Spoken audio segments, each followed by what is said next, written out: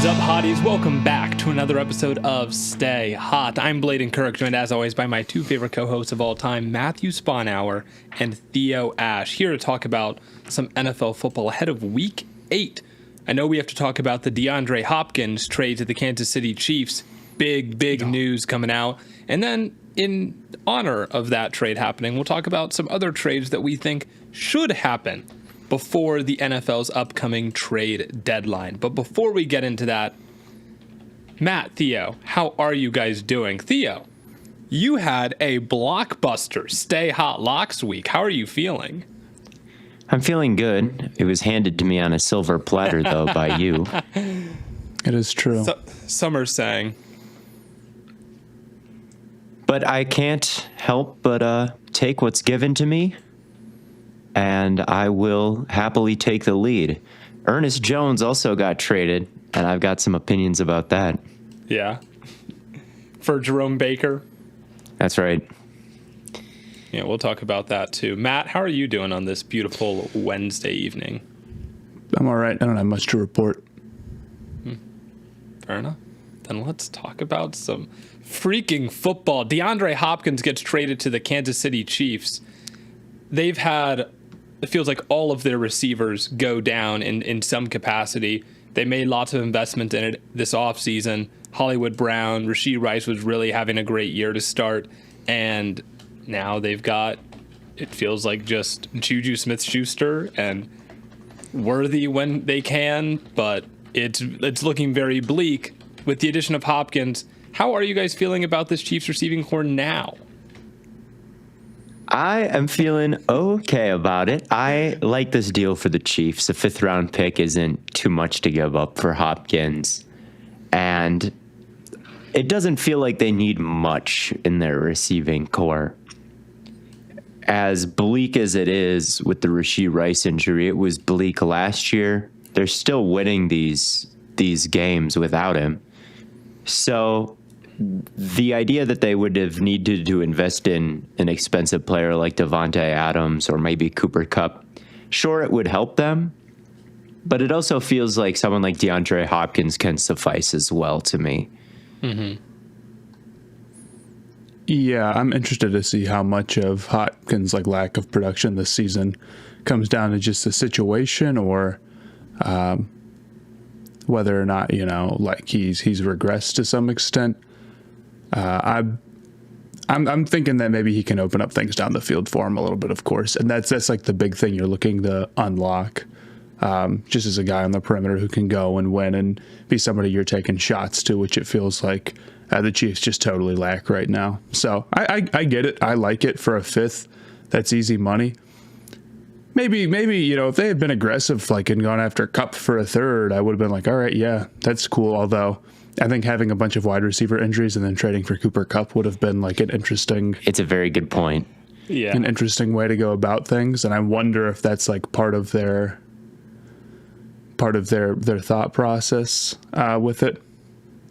But yeah, I thought it was good. It's hard to argue against it. I mean, not to be the low risk, high reward guy anytime that a team trades a day 3 pick, because that's honestly one of my football discourse pet peeves. But your receivers are so bad, it feels like Hopkins is going to add something no matter what when you have the injuries that they did. And you're making a Super Bowl push this year, and you've done it with bad receivers before, but there's no reason to be like, well, then we're fine having bad receivers, Right. So I like it. Yeah, they needed to do something. The fact that they didn't do the sexiest thing is, I think, okay for them. And Hopkins still brings a little bit to the table. I think against press coverage, he hasn't gotten a ton of targets this year. I was able to watch him all on NFL Plus Premium, and yeah, you can look at all of his targets against press. And he got open against Sauce Gardner a few times in that Jets game. He what? I hate to say it, Matt. A little poach film glitch. A little poach coverage where he's the single receiver away from trips, and the safety to that side turns towards the trip side. So it's a true one-on-one him on Sauce.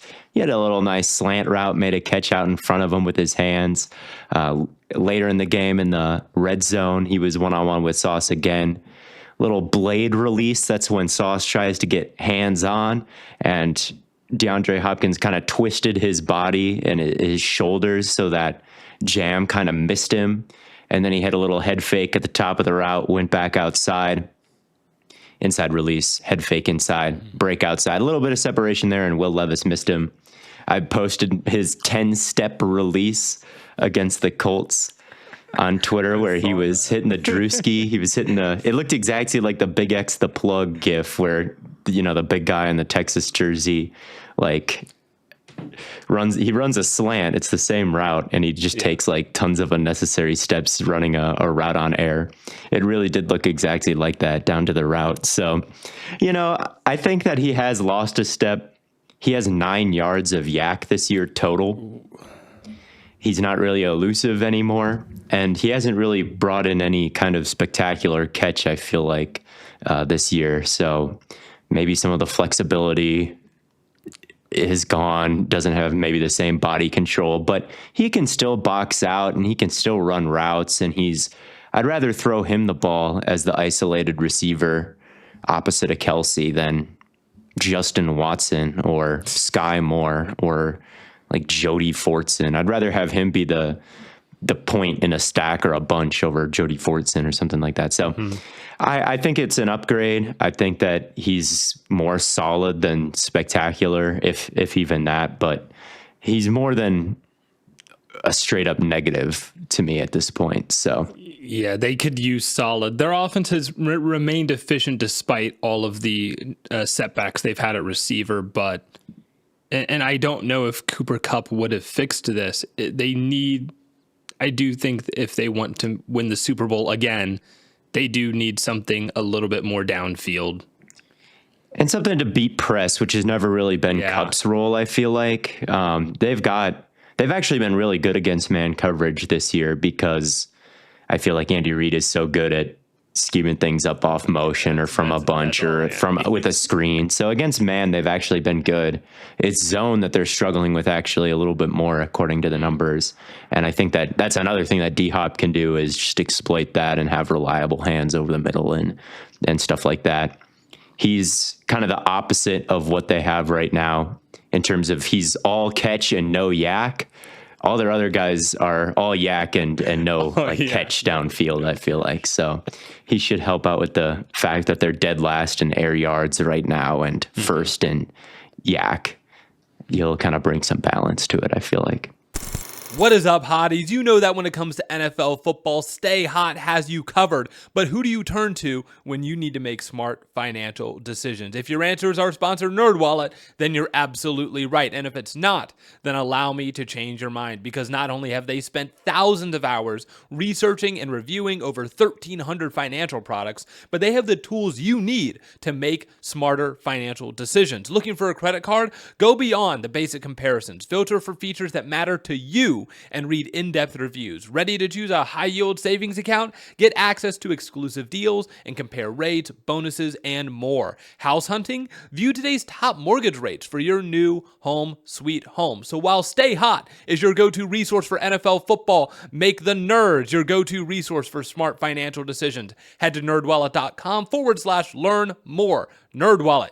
Finance smarter. Disclaimer, NerdWallet Compare Inc. NMLS 1617539. You know, there's just something magical about being at a live event, whether it's the energy of a packed stadium, the thrill of a concert, or the laughter at a comedy show. There's truly nothing like it. I remember catching a game last year, one of those last-minute decisions where everything just fell into place. The roar of the crowd, the buzz in the air. It's an experience you just can't replicate anywhere else. And I'm really looking forward to making even more memories this year. That's why I'm so excited to tell you about Game Time, the app that's been a game changer for me. They've had this new feature called Game Time Picks, and trust me, it's a lifesaver. It takes all the hassle out of finding tickets by showing you the best deals on the best seats. So no more endless scrolling or second guessing. Just the other day, I was looking for tickets to an upcoming concert, one I've been dying to see, and I decided to check out Game Time Picks, and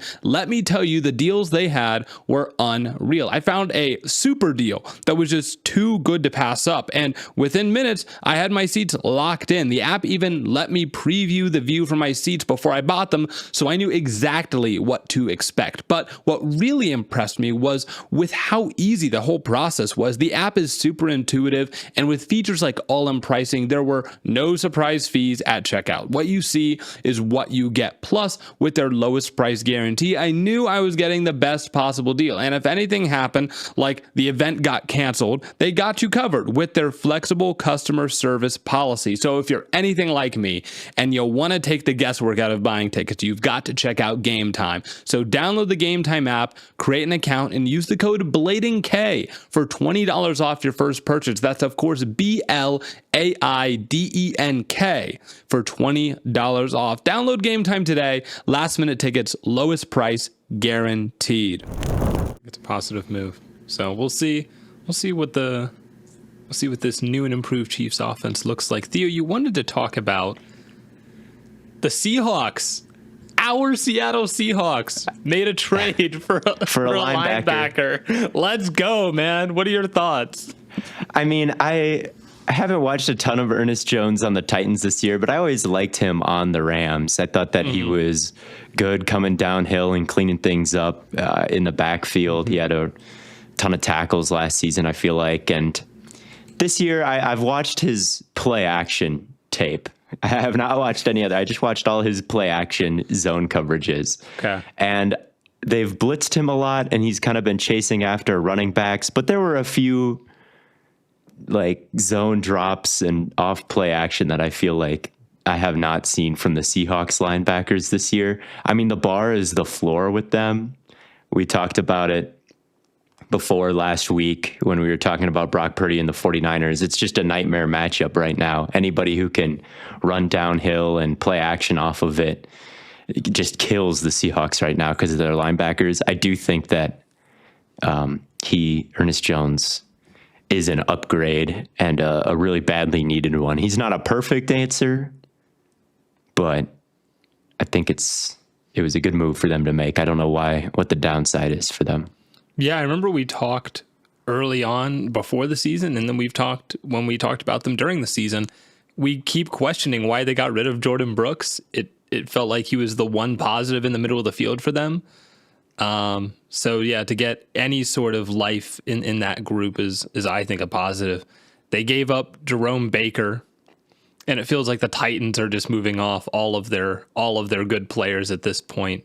There's still some more that we can pick from in our mock trades. As I have one that they're not picked clean that yet. I plan to ship off. I have a funny feeling, Theo, you might pick someone from at least the same group, if not the same guy.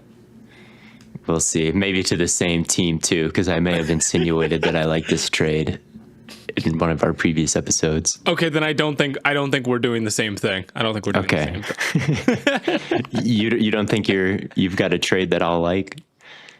Not that you won't like. I just didn't do the exact same thing you did. Okay. But I think I know what you did now. Did the Titans bring in Ernest Jones this offseason? Yes, this is the second time he's been traded this year. They traded for him this preseason. What'd they give up for him? Did they turn That is a great question. Let's see. Ernest I'm trying Jones to get my timeline together. I'm trying to understand exactly what the Titans are doing, because this offseason they were like kind of aggressive, like we're going to go get this guy and this guy and this guy. We're going to be competitive. But then they're like really set on, playing Levis, who, I mean, no hate, that's our guy, but is, not going to have you super, like you're spending a lot of possessions and a lot of time just getting through, reps with somebody who is still prone to like really bad mistakes and is going to cost you games constantly. And now it's like I could understand if they felt like it was a process and it's like, okay, as the season goes on, or maybe as we get to the deadline, here's the guys who are veterans who don't fit our timeline and we didn't bring in. So it's like maybe they're not Callahan's guys and he wants to move off of them. All right. But bringing in Ernest Jones and then trading away, I mean, it's just one dude. So like, obviously there's more factors at play than just that. But if they continue to trade dudes that they like brought in this offseason, I mean, I guess it's fine value, but it makes me question, like, did they think they were going to make the playoffs. I mean, I guess every team probably thinks that or thinks they're going to be more competitive or better than 1-6 like they are now. But still, Yeah. Maybe they thought their division would be weaker also because like that'd be dumb. Well, maybe they're doing what I do in Madden, which is farming draft picks. Well, See, they got him for a pick swap. They traded a 5th rounder for a 6th rounder, and then 2 months later, they're trading that exact same asset for a 4th and another linebacker. Oh. So maybe they'll trade the 4th and the linebacker again 2 months. I guess you can't because of the deadline. But I turn the deadline off in Madden, and I can just take one asset and then trade it for a couple hours. Deadline off in He Madden? turns the deadline. Don't you feel a little scummy? Why not force trade all the 99 overalls on your team, man? What do you mean force trade all the night? What if it's December and I want to trade one of my bum players who just cost me the game? bad. It's too damn bad. What? I should be able to make rage trades anytime I want. The comments are gonna roast you for this one, man. The comments are gonna they're gonna tell you limb from limb, brother. Hey, it's been cool. I think the comments are gonna agree with me. I think the average Madden player understands the pain. you want The average age of the Stay Hot viewer is 11, maybe. No, you heard it here buddy. first. Theo wants to be average. He said the average Madden player plays like this. Theo wants to be average. I do. I don't want to be different. I don't try. I turn injury on super high. I'd max that slider up. I want to be above average. I'm trying to be elite. I'll turn penalties up sometimes. Yeah. Sometimes I feel like there's not enough penalties over the course of the game. There's not a very big variety of penalties that happen in Madden. It's like you can get offside, of course. You can false start if the game just chooses to hate you. Some plays. Yeah. There's holding, of course, and there's pass interference. Roughing the passer and running into the kicker, you totally can do, but those only happen if you do them. You almost never have the CPU do that to you. Yeah, it's rare. I mean, you can turn the coaching sliders on aggressive and get a penalty every play. Really? Have you ever done that? You go and you press right stick and then you can turn blocking to aggressive. Oh, right. I get a holding penalty every play. Sometimes you shouldn't because you get a holding penalty. If you get to the fourth quarter and you're down, I like to turn on strip for the ball on aggressive. Face mask. Right. But sometimes it's no. Sometimes you have no choice. Yeah. But anyway, forced trade, disappointing. What were we talking about? We were talking about the Titans, and we were talking about their vision this offseason and how they were aggressive with Levis, and now they're shipping the players they were aggressive for out. But then I said, well, maybe it's not that bad of a thing to do because they just traded Ernest Jones away for more than they traded him for. So really, what did they give up to get Hopkins? Oh, because they traded. Definitely not they did not turn a profit on that one. I want to say a third. I do think it's interesting. The Browns got off Amari Cooper for a third. Yeah. Hey, I'm just saying. Hopkins went for a fifth. Cooper went for a third. They also traded 3 first-round draft picks for Deshaun Watson. Amari Cooper's also already got a touchdown in Buffalo and might have another one in every single game from here on out. Blaiden left like this is some sort of new information. You've got to be kidding me. It's okay. Maybe you got to hit me back, man. What do you like? How about Bryce Young starting? You can say something about that because Andy Dalton got in a car crash. I don't got witty comebacks like you, Matt. This is so funny. I'm going to derail this again. People online were like, "Oh, Andy Dalton got hurt in a car crash. He hurt his thumb in a car crash." And I'm like looking at it, I'm like, maybe he got in the crash, and Canales is like, this is maybe, I don't know. But then somebody posted a picture of Andy Dalton standing outside of a crashed car with an ice bag on his thumb. And I'm like, okay, I guess it really did happen, dude. That's pretty strong evidence. You go look at my Twitter. What are the odds 2 Panthers quarterbacks in the past decade have been involved in car accidents? Like, it's a little, like, not terrible. But it's a little What's the crazy. Dr. Doofenshmirtz quote? If I had a nickel for every time the Panthers starting quarterback I don't has know. missed a game with a I feel like car getting crash into a car crash once every decade is probably about right. I mean, it's never happened to And- the Packers, I guess. So, but Okay, maybe there's well, less people. it's a worse to hit in Green organization. Bay. It's a crashes. worse organization because it has less car. The closer you are to Georgia, I'm surprised we don't have more car crashes because of all the Georgia players that we have. I didn't think about that. It is. Yeah, we it got is. all I of have a them. lot of UG, I guess. So, I guess it's just because they're driving through fields of corn and just like there's really nothing to hit. I mean, I know that when I would drive to school, anytime there's one specific road I know that I would turn on to, and it's basically a mile stretch of there's almost never any other cars on this road. There's a few houses, but they're basically just farms. There's never a cop. There's Yeah, never any that's like signs or Lambeau. anything, and I just floor it every single time. I Yeah, love it's like that road. that's like Lombardi Avenue is what that sounds like. Hay bales, barns. I'm just like, it's just a mile straight and I can just go, man. Like, you need that every now and then. I like wait like as long as I can to like turn on a specific song, whatever I'm feeling. I turn on and then just crank it and I just And you have your moment. down. Speaking of Georgia football players, Blaiden's on that. Did I mention I'm committing this man to a the scholarship. University of Georgia to play? I still have 4 years of eligibility, man. Like, no one's stopping me. I don't think you do have 4 years of eligibility considering you're a graduated adult. Yeah, but I never played college football. I guess not. Ain't no rule says Blaiden Kirk can't play college football. I guess so. But I was just going to say about the Titans, I think their strategy this offseason was like, we cannot draft corners, so we're just going to pay for them instead this time around and just get that position fixed. And, I mean, that's what they did, but it hasn't gone super great. Team's not super great. No, but their wide receiver additions, I think, are more the problem than their corner additions. I could understand being aggressive and trying to fix that, but they just had too old of a skill position unit. Boyd, Hopkins, Ridley, with Levis throwing to him. I just didn't really think that was going to work out. The problem is that Boyd was mega washed. Calvin Ridley got let go because the Jaguars are like, I mean, why did they not sign him?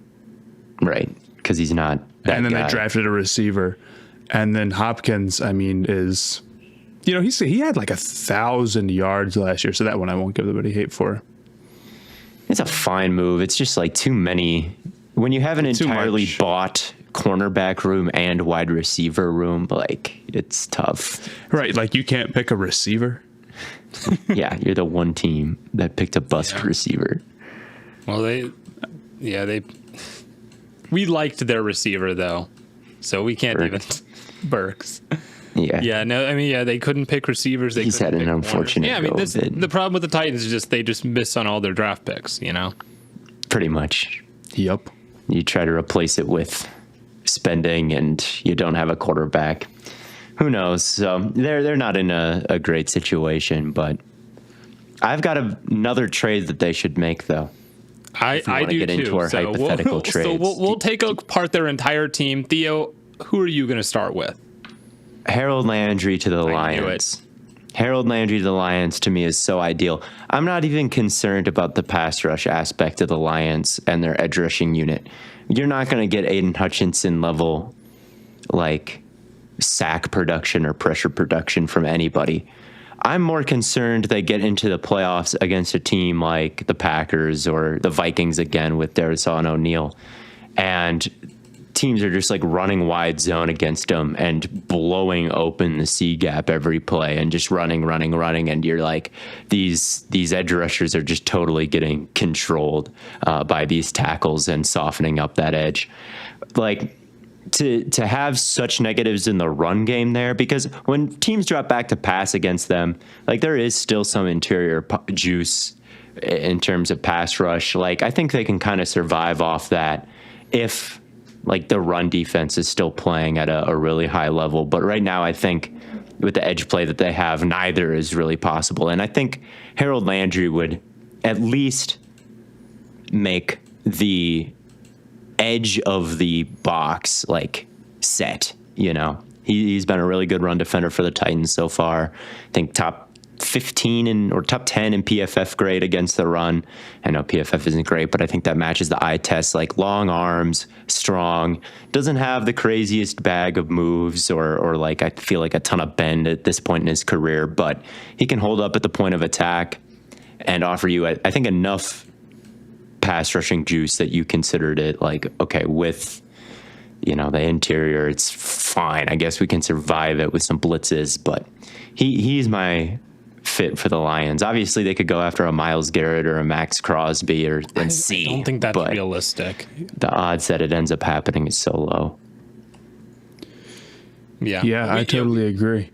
Go ahead. I saw Arden Key today was saying, I don't know if I'm going to be here much Trade longer. for both of them.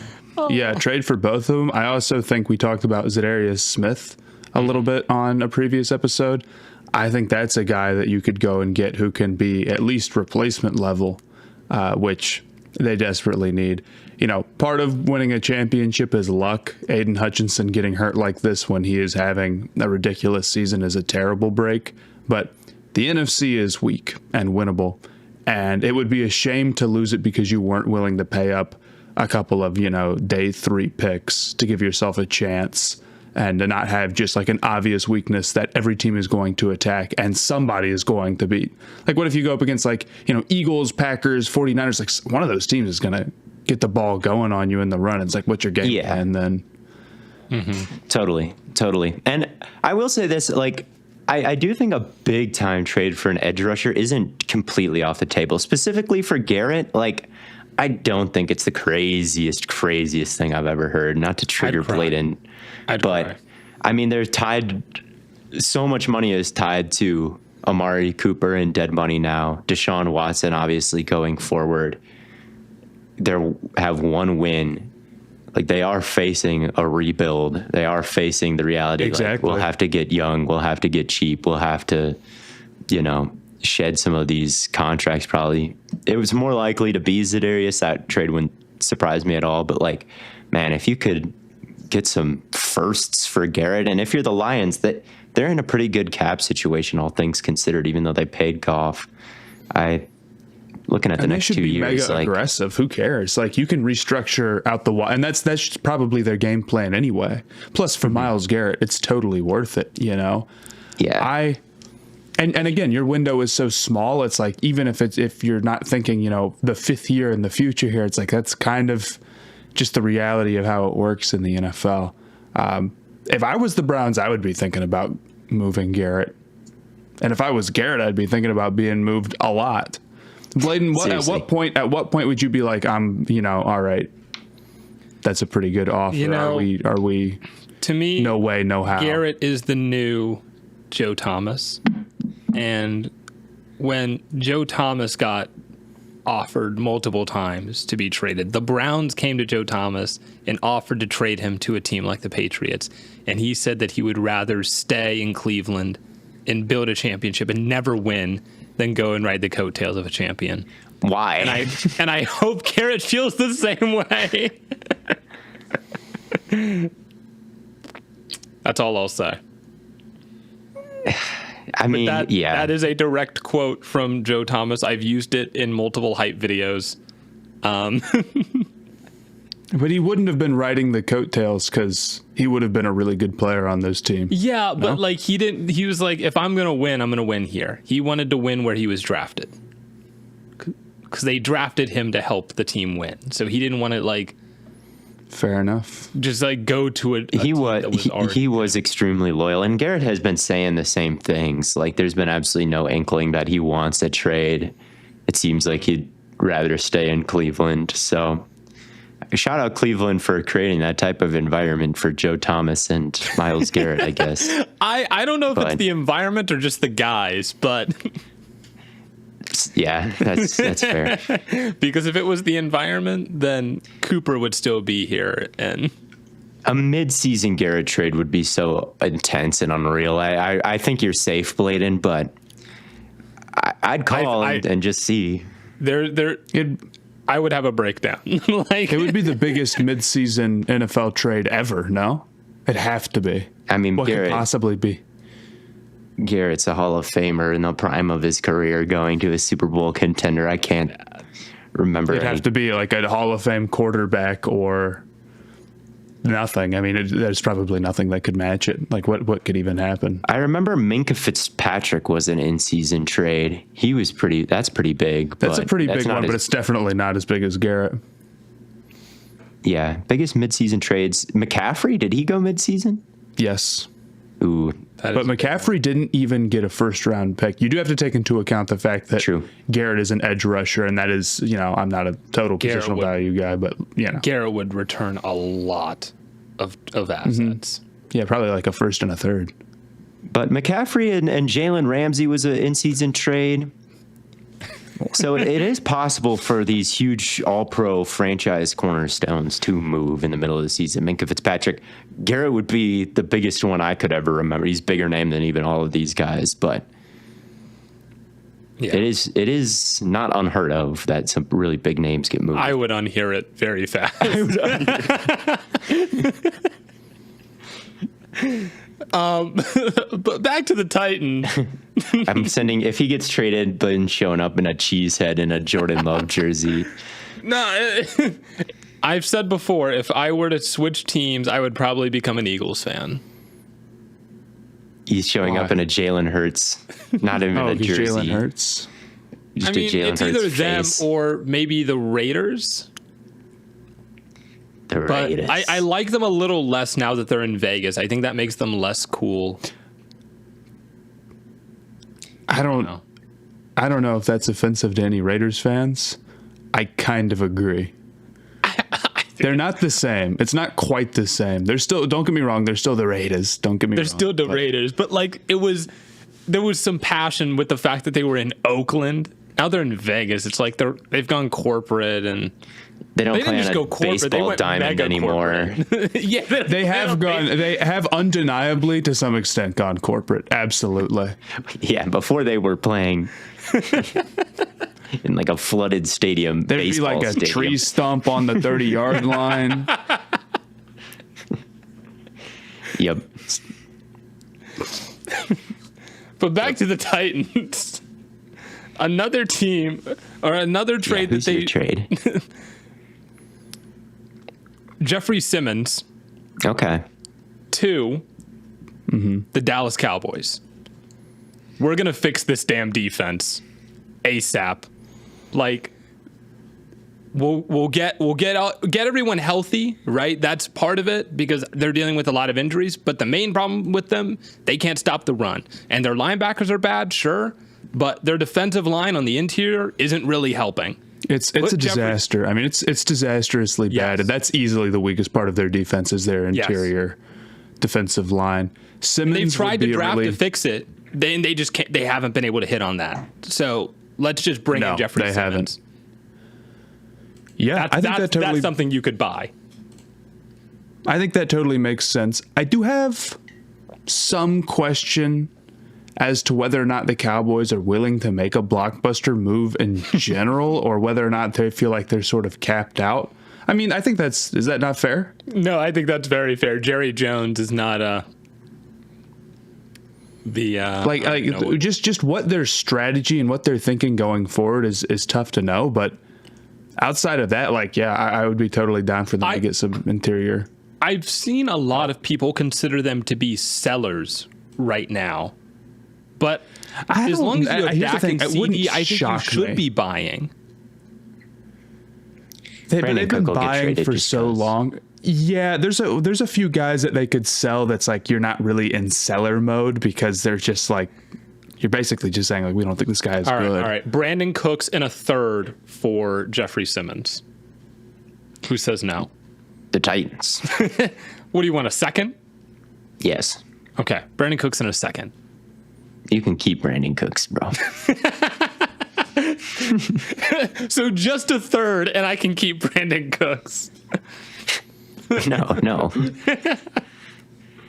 That's not how this negotiation is going to go. I think that selling Jeffery Simmons could work out.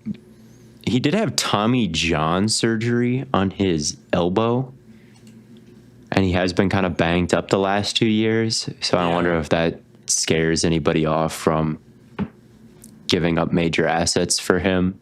And the fact that the Titans defense would be, their pass rush specifically would be completely toothless without him. And maybe they want to keep that around. Like maybe that just doesn't work out, him getting traded this year. But I definitely could see him on the move. Yeah. I mean, if they're selling everything else, I mean, they might as well, dude. Yeah. Like, don't sell the farm and then keep one cow just for the sake of it. Bro's going to be lonely. All his friends are gone. Push me to the edge. Matt, do you have a trade that you like coming up? You know, I'm starting to feel that maybe Diontae Johnson does end up getting moved. I just wonder what the Panthers' confidence is in him re-signing and how happy he is, and whether or not they're really positioned to make a big QB move that would make a guy like him happy. Personally, I'd like to keep him and keep the receiver room like maybe a slight positive with him and some Leggett development. But if you're going to move him, I think that Baltimore makes a lot of sense. They look every bit as good as everybody else, but all of a sudden, like the Bills make a move for a receiver, the Chiefs make a move for a receiver, and it feels like Baltimore's biggest weakness. I mean, we talked about it before. It's just like, do they have somebody who can consistently win in man coverage down the field? You know, Diontae Johnson is one of the better separators in all of the NFL. You probably wouldn't have to give up that much to get him, considering that it'd be at this point a 10-game rental. I think it could be a very low-risk, high-reward move for them, and I would be pretty eager to do it if Johnson was like, I just don't want to be here anymore in Carolina. Yeah, I could see prying Johnson away. You might as well if you're the Panthers, I guess, especially if he's kind of banged up for you. Like, exactly how much output are you going to get from him these next 10 games, and is that worth the output of a third-round rookie for 4 years? You know, that's potentially what you're talking about here. So I could see it. But the way Bateman has been playing recently, I feel like Baltimore just hasn't been in enough on a wide receiver. Like, they've had their opportunities to make offers, and it's just been dead silent around their trade rumors. I feel like a Diontae trade to the Chargers might move me more, because like their offense is so unexplosive this year, just at the bottom of all the metrics. But at the same time, I feel like Herbert is playing as good of football as he ever has. Like, he's as good as always. So adding a guy like Diontae Johnson when they're now 3-3 and still in range, like I almost wonder if that could be a team that makes more sense. But the Ravens as well, like, I mean, maybe he could slot into the Nelson Aguilar role. It wouldn't shock me. I feel like there's a lot of teams that are looking for receivers all the time. So, I mean, the first team that came up to him in my mind was Pittsburgh, and they're probably not going to do it. But I wouldn't be surprised if like Washington wanted a guy. I wouldn't be surprised if Dallas wanted a guy. The 49ers could want a guy after the Ayuk trade. And they really need somebody. We talked about before, like, who's winning in man over there. I don't know. If Ayuk's out for the rest of the season, Diontae Johnson for cheap for 10 games, it's kind of perfect. You know, it's not too big. It's just the right amount of investment. And they're usually willing to be pretty aggressive with trades like that, so it can make sense. Yeah, I think it's just I don't know. At least for Baltimore, you look at, like, they've got Flowers, and like you said, Theo Bateman's been playing well. They get good production out of Andrews and Likely. But as far as just receivers go, like, it goes Aguilar, Tylan Wallace, Devontae Walker. Like, it gets real bad real fast. So I think at least having 3 good receivers that you can have on the field at all times would be, and you don't even need all 3 of them on the field, but being able to rotate 3 good receivers on the field at any given point would be very beneficial for them. Oh yeah, I totally understand. I just feel like I was one of the people who thought Devontae Adams should totally go to the Ravens, and then he posted that Edgar Allan Poe thing, and I was like, oh, here we go. But in reality, it just doesn't seem like there was much interest there. There's no interest when Ayuk was on the market. I just don't know if. I think they might just be fine with who their wide receivers are at this point. But I'm with you, Matt, that the more I think about a Diontae Johnson trade, the more I can be like, yeah, I guess it makes sense for the Panthers the same way it kind of makes sense for the Titans. It's like you bring somebody in and then you just kind of flip them for a profit. When you're a bad team, it's not the worst thing to do. Yeah, he's been playing well. You probably could get a little bit of profit. What did the Panthers give up for him again? They just signed him. They didn't trade him. Trade for him. It's not true. Yeah.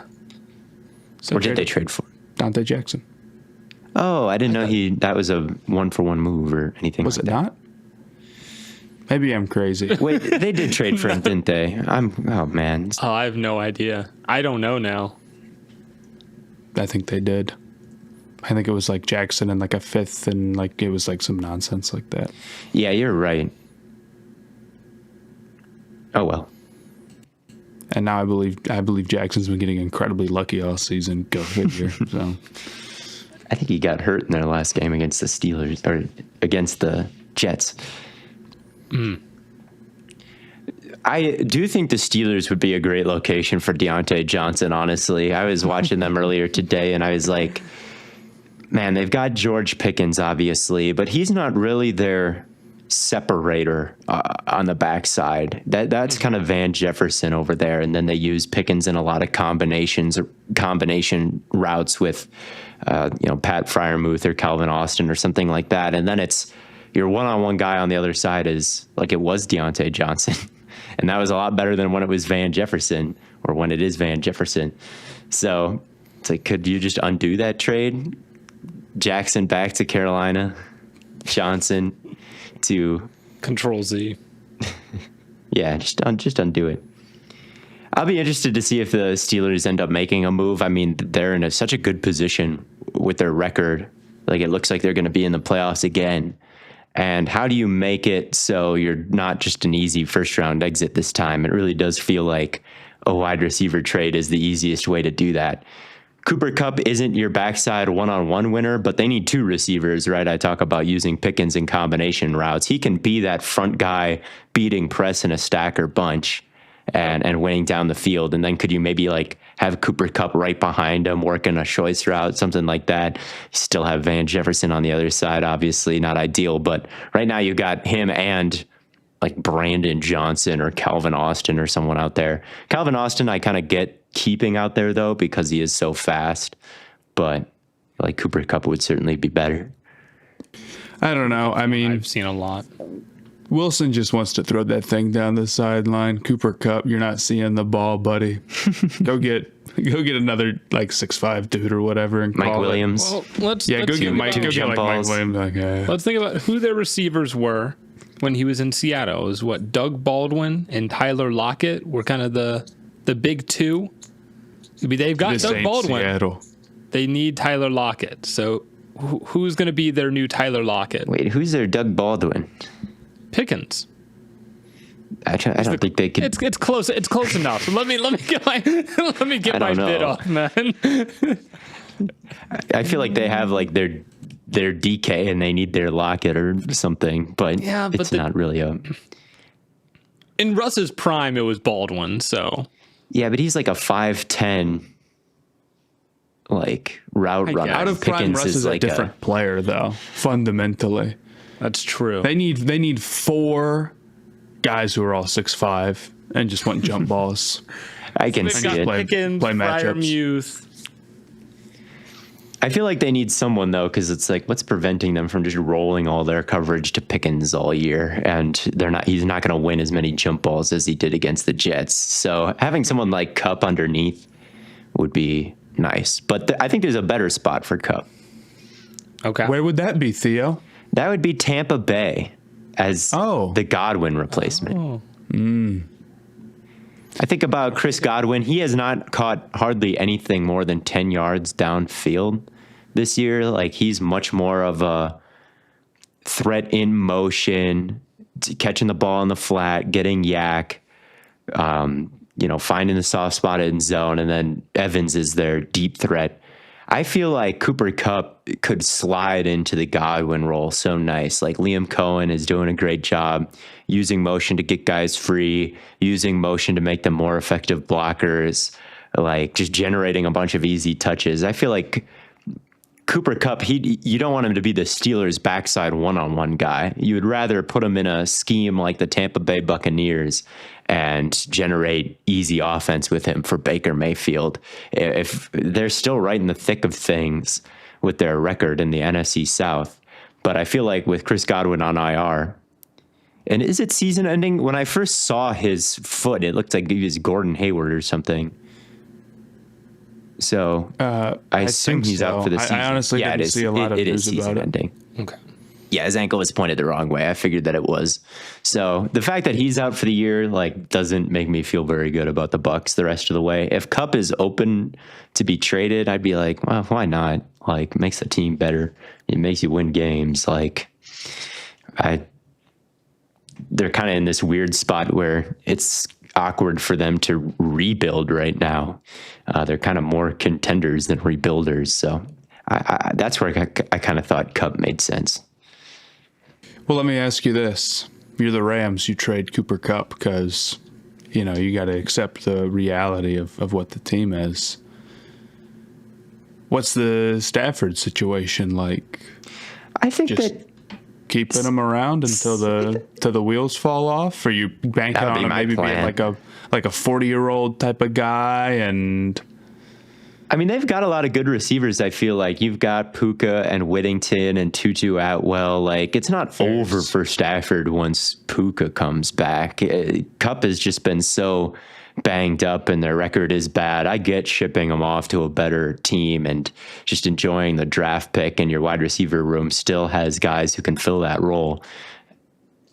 So I think that you can keep Stafford until the wheels fall off. Is there a team that you're like, man, if they just had a quarterback, they could You we saw the Vikings rumors. That's not a real rumor. I'm not believing Jack's settlement on this one. I'm afraid. You don't think that's real? I don't think there's any team mid-season where they're like, we would take a quarterback. I'd buy it if the Vikings hadn't drafted J.J. McCarthy. Then I'd be like, maybe. Maybe they'd be willing to throw down. But I think the assets you'd have to go to get Stafford would be substantial. It's not like the Rams are in a position where it's like, I guess we'll take a third. Thank you. They're... Yeah, no. Unless they're in total, we want to sell everybody old and just completely reset. But they're kind of not the team to do that necessarily, I guess. So, yeah, I feel like it's unlikely. But there have been rumors about it. Hey. Always rumors, man. Always rumors. I will propose one Browns trade. It won't be Garrett. It'll be... So I have two potential propositions, actually. The first would be Za'Darius to the Falcons. Okay. Just getting another edge rusher, I think, makes a lot of sense. I know it's like, well, they already have the one, so why do they need another? The other proposition, which I think you might like more, Theo, Ethan Pochik to the Eagles. Replacing who, though? Isn't he a center? Yeah. They got Jurgens. Yeah, but they could upgrade. I don't think that's an upgrade, man. No, that's worse than the Za'Darius Smith deal. No. Unless he's kicking. I guess they could kick one of them to guard, but they have two good, decent guards, or guards they should feel good about in Steen and Becton. I don't think that makes any sense. Okay. I thought you might like that one, but... No. I mean, I don't think the going from Kelsey to Jurgens has been part of the reason that the offense isn't as good as it was in 2022. But Jurgens hasn't been so bad that you need to replace him midseason with Ethan Pochik. What's wrong with Ethan Pochik, man? You tell me. Why you want him out of there? He just gets hurt a lot. I don't want him out. No, I like him, but I was just giving a proposition to, like, if the Browns wanted to move off of someone, or if someone were to get moved off, I think it like could be him, because it ends up being somewhat rotational because of how often he can get banged up sometimes. I don't think the other trade makes any sense either. If you're the Falcons, I mean, they have a round 1 pick, a round 2 pick, but they don't have a round 3 or a round 6. Oh, I didn't look at their picks. If you're already low on draft what they would picks, have to give up. If you're already low on draft picks, I think that you've got to protect those assets right now. I thought we were just having fun. I'm having fun rejecting your Browns trades. Okay. Hey, well, at least my Browns trades got rejected, so I get to keep my good players. Thank God. How about... You guys think there's any Buda Baker noise, possibly? That was somebody who came to mind. What about Cincinnati? But the Cardinals are... Cincy, I think the Cardinals should stay the course this year. That's I think kind of what I figured that they do. just It's beat like the losing Chargers. defensive talent. They just beat the Chargers. I mean, there's still a lot of season left. Like, if they get hot, I could still see them making a push to be competitive. They didn't trade Baker in the past. I don't know why you'd fold on him now. He's playing very well. I'd be really interested in trading for Baker if I was anybody. I love Buda Baker and think he's playing at a really high level right now. How about if you want a Browns trade, Blaiden, how about like Batonio to the Bears? Batonio's too good. I don't want to get... Well, What about my awful bad news player? for you. Pojik's not an awful player, but Batonio might be a Hall of Famer. Like, that dude is... I'm not giving up, like, an all-pro guard. How old is Batonio? I mean, he's not all pro this year. And he's not all-pro. He just turned 33. Mm-hmm. He just turned 33. Yeah. If I was King Poles, I'd definitely come knocking on the Browns Yeah, door. if I and say, was- give me if- Teller or even Pochich, honestly. Like, Teller's been any of hurt, them. too. I would hear out Teller. Is there any reason why you wouldn't trade Batonio outside of like he was all pro level in 2022?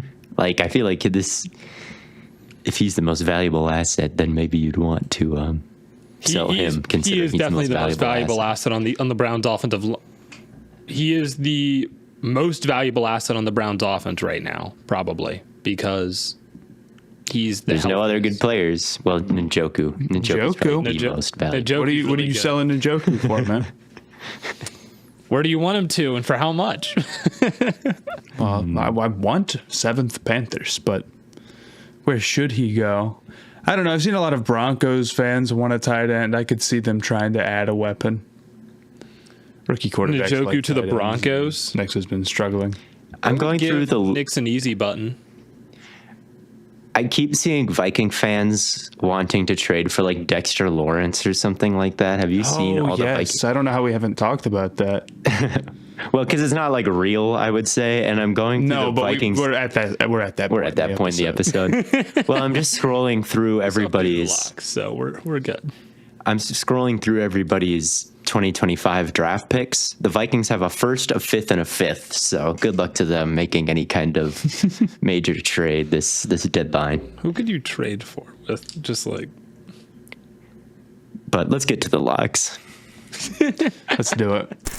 You've had Wendy's nugs dipped in sauce, but have you had them covered in sauce? Wendy's new saucy nugs take the crispy and spicy nugs you love and turn them up to 11. Choose between flavors like buffalo, honey barbecue, garlic parm, or if you're really a heat seeker, try spicy ghost pepper, only on Wendy's signature spicy nugs. I dare ya. That's 7 delicious ways to try the nugs you already love. Pick a flavor, grab some extra napkins, and prepare to nug like you've never nugged before. For a whole new way to nug, it's gotta be Wendy's at participating U.S. Wendy's locations.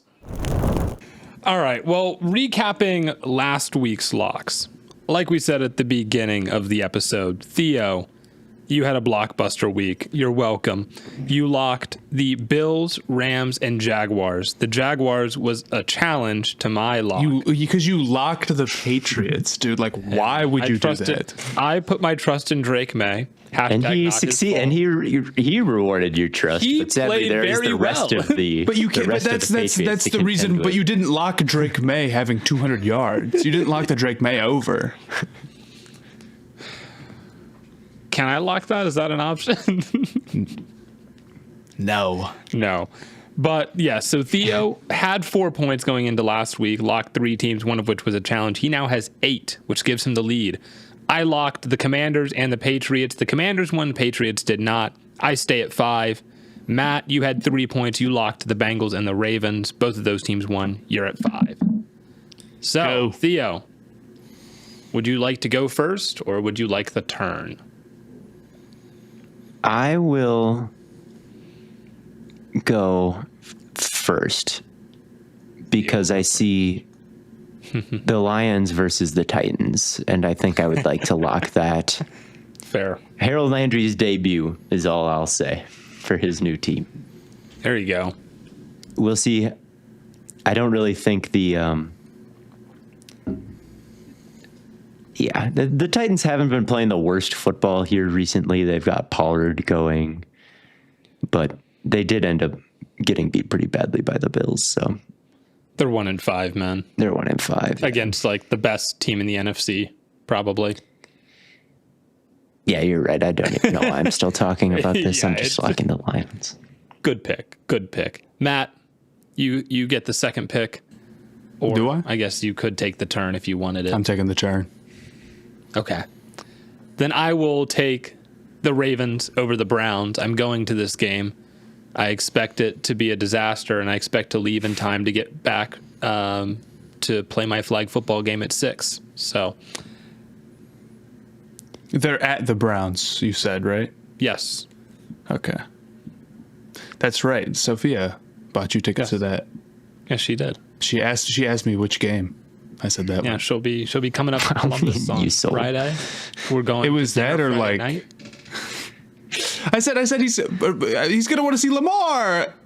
No, I didn't know they were going to be 1-6 though. It was that was like a good game to select because you're right. I'm going to get to see Lamar. I haven't seen Lamar live. That'll be good. Outside of That's that, about it. That's about it. I can't think of one other reason to what was the good Browns game to pick? Yeah, no, they play it at home and it's all. They beat the Jags. I should have known. That's how like my dad used to be when picking out games. Yeah. When we were What kids games to they like would go win. to, because like when your kid is 7, they gotta win. So I went and saw the Panthers play the '08 Lions, and that's it's maybe the one Panthers game I've ever been to. Honestly, now that I think about it. Weren't you at the Panthers away game at Cincinnati? Oh, last well, that's the only Panthers home game I've been to. I've been to I was about plenty to of say, Matt and Panthers I away went to a games. Panthers Browns Yeah. game, and the Browns won that one. I don't know. Anyway, Yeah, man. we did go to that one, and the Browns did win. And then I went to the Bengals, and that Joe Mixon had 5 rushing touchdowns, so that was cool. I remember. I've got a delectable turn here. I can take Denver over my Carolina Panthers, who are starting Bryce Young. It's been cool. And I'm going to take the Kansas City Chiefs over the Raiders, who very possibly, I mean, are they going to like start Ritter? Is Ritter getting in the game? Probably not You're gonna immediately, lock but against Ritter. I'm locking are you, against man? Ritter and Bryce Young. That's my game plan. Both of those are 10-point spreads. I don't think Ritter's actually going to start, but it's probably going to be, it's still going to be the Raiders. So Yeah. I'm feeling good. I think that combo is not too bad. I don't think I got to explain myself too much. No. I don't think you do. All right. So that brings it back to me. And I will take the Steelers on Monday Night Football against the New York Football Giants. I don't know how much I need. I mean, I guess like Russ could shit the bed, but Yeah, possibly. it's Daniel Jones, man. Yeah, Daniel worse? Jones against this defense, I don't really see doing too much. Who is worse than It Daniel would Jones really need to right be a now? bad performance from Russell Wilson, which isn't completely off the table, but I see the It vision would have lock to in that. be. It would have to be an all-time bad Russell Wilson performance, and I just no. Give me the Steelers there. So Theo, well, Let me take the. I thinking about how the last Jets versus Patriots game went. It's kind of wanting to make me lock the Jets, but they are the Jets. You know what I'm saying? Regardless, I think I'll do it. I think I'll lock New York and be done, and see if just locking against an atrocious team like that can save me. And I'm thinking about locking the Packers as well because I do have a swing. you do. I'll do it. I have Lock the faith that Packers. we can beat the Jaguars. Trevor Lawrence is playing a lot better recently, which scares me. But I think that we can get some pressure. I like the way the defense is playing. I think this isn't really that difficult of a defense to solve. So I think the passing offense can out explosive the Jaguars. I don't feel good about any Packers game, but I got to have some faith that they can beat 2-5 Jacksonville. But I could see that one burning me because I do I'm like really Trevor Lawrence. considering taking a third, but I feel like the analytics just says it's best to take 2 here. But 49ers over Cowboys is calling my name right now. I would not lock the 49ers right now, but It's screaming to me, but I'm not gonna do it. I'm gonna stick with 2. what about Minnesota versus LA? The Rams. Maybe. But I don't know. I just I'm always scared to take more than 2 teams. It's such a risk. Like anything could go wrong. What are you doing, Theo? Sorry. No, I'm just saying. Are you trying to possibly bait our co-host into picking a challengeable game? I'm not going to challenge that. No. You wouldn't. I mean, if there's any game to challenge, he already picked the challengeable game. Jets Patriots, man. Do I trust in 2-5 Drake May? versus 1-6. Yeah, That's yeah. not that. That's that one's like a. I think when you start to get into like the 4 and 3 point spreads, that's when like the challenge really becomes like a possible, like a good value move, depending on what the rest of your parlay is looking like, for lack of a better term. Yeah. I mean, the last time the Patriots played the Jets, it was abysmal. Yeah. So is I'm 7 feeling spread. okay about that one. Yeah. The Jaguars beating the Packers honestly concerns me more than the. That's the one that I would challenge right now. But if I don't know, Blaiden, if you pick I'm not going to. Rams, or if you pick Minnesota over the Rams, a 3 point spread, that starts to get like, dang. I'm not picking any. I'll be done. My problem is that I'm just too big of a damn baby, and I look at what I've got. I got 2 freebies. I got 2 freebies, or something hilarious happens, which is the Panthers win against Denver, which would be nuts. With Bryce. Or the Chiefs lose their first game to Desmond Ridder. So, I mean, Desmond Ridder is not starting, to be clear, but no, but 7 minutes to go in the second quarter. No, it's going to be special. I guess it would be cool if Ridder won and they put you in an edit, Matt, saying that you have 2 freebies in the Ridder as the Ridder hater at the end of it. And all. if they put me in as the Ridder hater, nobody deserves that less than me, unironically. That is maybe it's you and Nate Tice, I feel like, as the 2 strongest Ridder soldiers. Dude, we need Manny to clip this and just cut it at the part like right before, like stop it right when Matt says I got 2 freebies. And then hit the Ridder edit. well, then I'll just Could be say that fair. Ridder isn't starting. That's right. So you're pretty much good to go. You're not taking the Vikings over the Rams, though? No. And I'm out. I'll take the Vikings over the Rams. Fuck it. He's too damn crazy. Fair enough. If this hits, I'm trying to leave no doubt. go to your FanDuel Sportsbook right now. Type this in. And if it hits, Theo just paid your rent this month. Jets, Vikings, Lions, Packers. I mean, it'll probably hit, right? Paying rent off of that? I don't think you could get. I don't know if you could quite get rent levels unless you bet half of your rent. But How much? Yeah, y'all aren't betting half your rent on it. half your rent's a lot better than all your rent. That's what I'm saying. You still got half the rent. You're saving half the rent if you bet half the rent. So I'm saying, dude, this is what no one listens to me. But the Stay Hot locks for Week 8.